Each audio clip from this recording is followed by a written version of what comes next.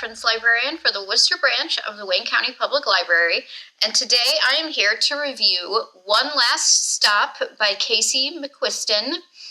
So this book is all about 23-year-old August. She has just moved to New York City to finish college, and she's already transferred to colleges a couple of times, and it's always been because she doesn't feel like the cities are a good fit with her. So she's kind of hoping that New York City is anonymous enough to fit her desires and just far enough away from her mother to suit her needs. So her mom is kind of looking into this cold case that has consumed her whole life. So that's kind of always been part of August's life, is looking into this cold case with her mom, and she just needs a little break from that. So this book begins with August, who is right here, securing a spot in an apartment with 3 others. New York City, of course, is notorious for having, really expensive and hard to find housing. So she's really excited to get this spot, even though she thinks that these roommates might be a little quirky. So her new roommates include Nico. Nico is a psychic and mediocre bartender. Nico's girlfriend, Mila, who is an artist, but a slightly untraditional artist who works with really interesting mediums like chicken bones and, just gluing really strange things together. She's really unique. And then there is Wes, who's a bit of a night owl and definitely has a crush on the neighbor across the way. So Mila helps August secure a job waiting tables at a 24-hour pancake diner, despite her lack of ever having been a server.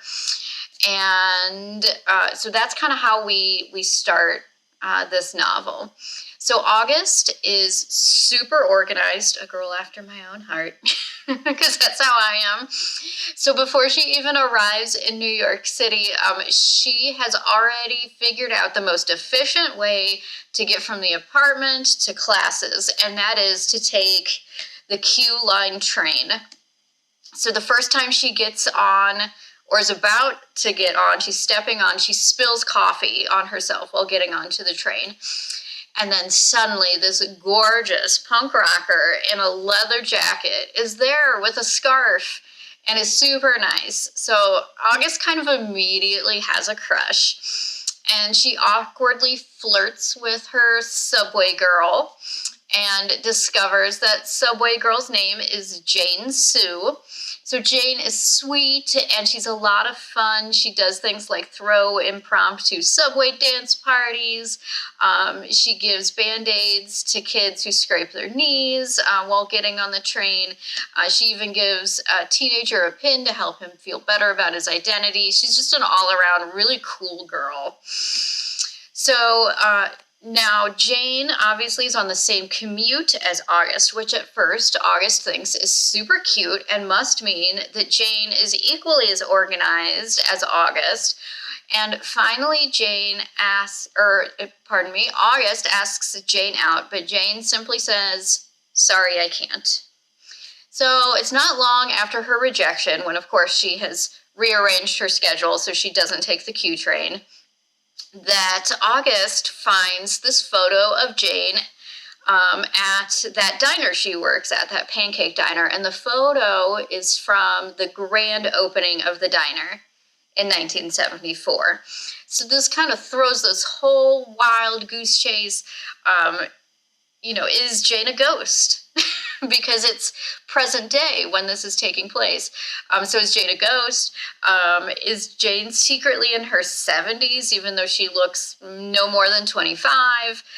Is something else going on? And of course, Nico comes into play as the resident psychic, and it's a lot of fun. Well, it turns out that although August's subway crush might be the best part of her day, there's one big problem. She finds out that Jane doesn't just look like this cool old school punk rocker. She's literally displaced in time from the 1970s. So Jane can't leave the queue line, and she has a really foggy memory from her life before she was stuck on the train.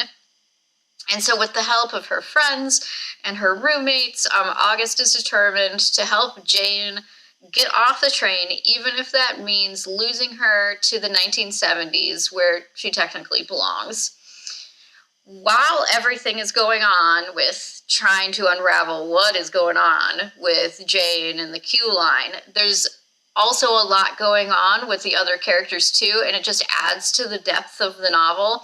So, like I mentioned, her August's mom has been searching for her lost brother for years, like decades, and wants August to help investigate. And now that she's in New York City, there's a few more leads she wants her to pursue while she's there.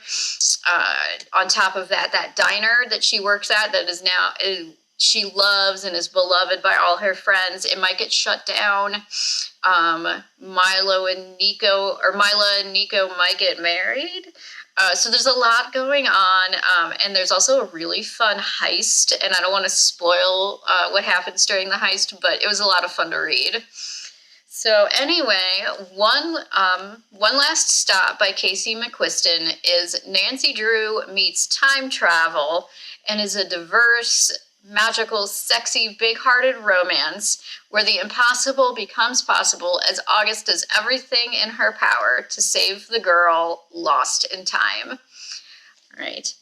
I hope you stay safe, and I hope you enjoy this book if you get a chance to read it.